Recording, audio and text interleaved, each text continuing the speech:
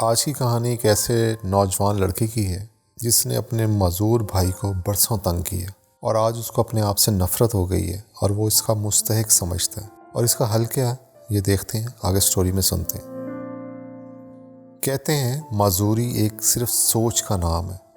اگر آپ ایک اچھا کام کر سکتے ہیں تو پوری دنیا کو آپ کی ضرورت ہوگی۔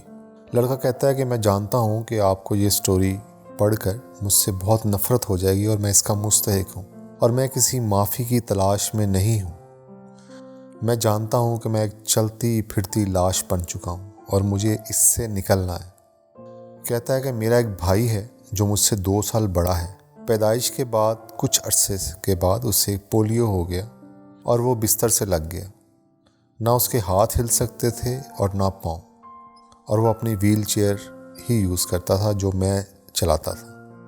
جب تک میں 11 سال کا نہ ہو گیا ہمارے درمیان تعلقات بہت اچھے رہے، لیکن اس کے بعد یہ ہوا کہ مجھے لگا کہ میرے والدین اس سے زیادہ محبت کرتے ہیں، اس کو زیادہ توجہ دیتے ہیں اور مجھے صرف اس کی مدد کرنی ہوتی ہے، اس کا پیمپر بدلنا ہوتا ہے، اس کو کھانا کھلانا ہوتا ہے، جس سے مجھے اس کام سے نفرت ہو گئی تھی۔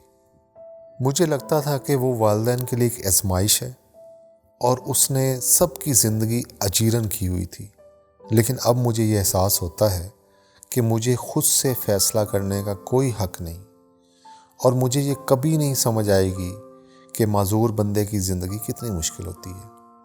میں نے اس کے ساتھ گھومنا پھرنا چھوڑ دیا تھا اور اسکول میں مزید دوست بنائے تاکہ رات میں جب میں اپنے گھر والوں کے ساتھ کھانا کھاؤں تو مزے لے کر سب کچھ ان کے سامنے بتاؤں اور اس سے اس کو بہت زیادہ تکلیف ہو۔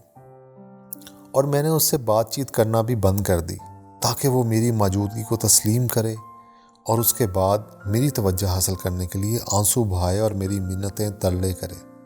2 سال پہلے یہ جنون مزید بڑھنا شروع ہوا جب میں جان بوجھ کر وائی فائی بند کر دیتا تھا کہ جب بھی مجھے گھر سے نکلنا ہوتا تھا تو میں اس کا ٹی وی بند کر دیتا تھا تاکہ وہ اپنی ویل چیئر پر بیٹھنے کے علاوہ کچھ نہ کر سکے۔ میں جان بوجھ کر اس کی ڈی وی ڈیز، اس کی گیم، سب کچھ خراب کر دیتا تھا تاکہ اس کا مذاق اڑاؤں، اس کو اپنے گھر والوں سے دور رکھوں، اس کو وہ چیزوں کی پہنچ سے بالکل دور رہے۔ اور مجھے جب بھی اس کا پیمپر بدلنا پڑتا تھا یا اس سے نہلانا پڑتا تھا تو مجھے بہت برا لگتا تھا، لیکن جب میں یہ کر رہا ہوتا تھا وہ مجھ سے بار بار معافی مانگتا تھا۔ وہ کہتا تھا بھائی آپ میرے لیے بہت کچھ ہیں، میرے لیے بہت کچھ کر رہے ہیں۔ اور اچھی بات یہ ہے کہ جو میرا بھائی ہے اس نے کبھی والدین کو نہیں بتایا کہ میں اس کے خلاف یا اس کے ساتھ اتنا برا رویہ اختیار کرتا ہوں۔ 3 ہفتے پہلے وہ مجھ سے بات کرنے کی کوشش کر رہا تھا، وہ مجھ سے ہنسی کھیل مذاق کرنے کی کوشش کر رہا تھا، تو میں اس سے ناراض ہو گیا اور اس کو صحن کے پچھلے حصے میں لے جا کر چھتری کھول کر اس کے نیچے رکھ دیا اور آ کر واپس سو گیا۔ 3 گھنٹے سونے کے بعد جب میں اٹھا تو مجھے لگا کہ وہ ابھی وہیں ہوگا۔ جب میں اسے لینے گیا تو وہ وہاں رو رہا تھا کیونکہ اس کی تذلیل کی گئی تھی۔ میں نے ہمیشہ اپنے بھائی کے ساتھ ان تمام سالوں میں بہت برا سلوک کیا۔ مجھے اپنے آپ سے خود سے شرمندگی ہو رہی تھی۔ میں نے اس کے ساتھ وہ برا کیا جس کا وہ مستحق نہیں تھا، لیکن اس بار میں نے اس کے چہرے کا تاثر دیکھا جو پہلے سے بہت مختلف تھا۔ مجھے اپنا آپ مجرم محسوس کیا۔ میں نے اس دن کے بعد تمام غنڈہ گردی بند کر دی۔ میں اس کے چہرے کی طرف دیکھ بھی نہیں سکتا تھا۔ میں بہت شرمندہ تھا۔ گزشتہ اتوار میرے بھائی نے جب میری حالت دیکھی تو اس نے کہا کہ میں اس کا بھائی ہوں، اس کا دوست ہوں، لیکن میں جواب نہیں دے سکا اور اپنے کمرے میں جا کر رونے لگا۔ مرشد کامل، میں آپ کو لکھ کر پھر رو رہا ہوں کہ میں کتنا گندا انسان ہوں، میں کتنا گھٹیا انسان ہوں۔ اب میں 17 سال کا ہوں اور وہ 19 سال کا ہے۔ میں جانتا ہوں کہ پچھلے 6 سالوں میں کچھ نہیں کر سکا اس کے لیے اور اس کو بہت تنگ کیا۔ صرف میرا بھائی آج رات اسپیشل اپائنٹمنٹ میں میری ماں کے ساتھ گیا ہوا ہے اور وہ جب وہ واپس آئے گا تو میں اس سے معافی مانگوں گا اور اس سے معافی مانگوں کہ میں ایک اچھا انسان، ایک اچھا بھائی بننا چاہتا ہوں کہ مجھے معاف کر دے۔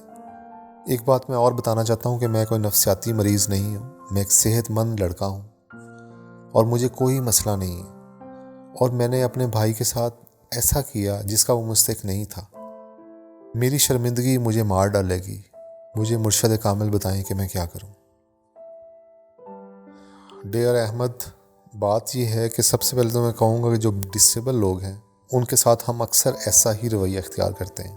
بڑے ہوں چھوٹے ہوں، ہم ان کو وہ سزا دیتے ہیں جو ان کی نہیں بنتی، نہ اس کے لیے وہ ذمہ دار ہے. یہ اللہ کی طرف سے، اور اللہ بہتر جانتا ہے کہ وہ ان کو بلکہ ڈس ایبل بھی کہنا بہت ہی برا فعل ہے، یہ بھی نہیں کہنا چاہیے. وہ بھی ایک معاشرے کا فرد ہے. سب سے اچھی بات یہ ہے کہ آپ کو اپنی شرمندگی کا احساس ہو گیا. آپ سب سے پہلے اللہ سے معافی مانگیں اور اس کے بعد اپنے بھائی سے معافی مانگیں. میں ایڈوائز کروں گا کہ آج رات جب وہ آئے واپس تو اپنے کمرے میں جائیں اور اس سے جا کر گڑ گڑا کر اس سے معافی مانگیں کہ بھائی مجھے معاف کر دو. مجھے امید ہے کہ وہ معاف کر دے گا، کیونکہ اس طرح کے لوگ بہت رحم دل ہیں. جس طرح کی آپ کی سٹوری تھی اس میں مجھے نہیں لگا کہ وہ کوئی سخت دل انسان ہے. اس نے آپ کو معاف کر دینا ہے. اور اللہ سے معافی مانگیں، کیونکہ اللہ تبھی معاف کرے گا جب وہ بندہ معاف کرے گا. اور ایک اور اچھی بات یہ ہے کہ آپ چھوٹی سی عمر میں آپ کا احساس ہو گیا. یہاں پہ تو لوگ عمریں گزار کے بوڑھے ہو کے جب جنازے کندھا دینے جاتے ہیں تب انہیں احساس ہوتا ہے کہ انہیں غلطی کی ہے. تو ہوپ فلی جو میرے ویورز ہیں وہ دیکھ رہے ہوں گے، وہ بھی اس میں اپنے انپٹ دیں گے کہ آپ کو کیسے معافی مانگنی چاہیے. جڑے رہیں، اپنی مسائل بھیجتے رہیں. شکریہ، جزاک اللہ، تھینک یو، اللہ حافظ.